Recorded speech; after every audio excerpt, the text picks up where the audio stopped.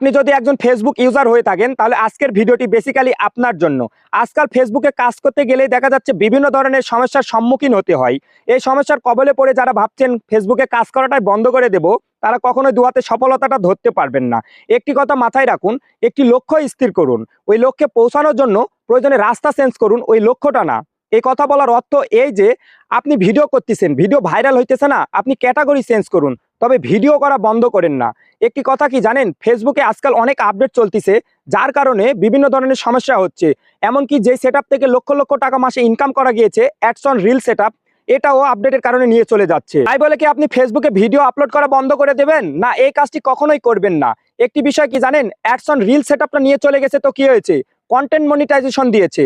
Content মনিটাইজেশনে সকল কিছু আছে, এখানে অ্যাডস অন রিলস রয়েছে, টেক্সট রয়েছে, ভিডিও রয়েছে।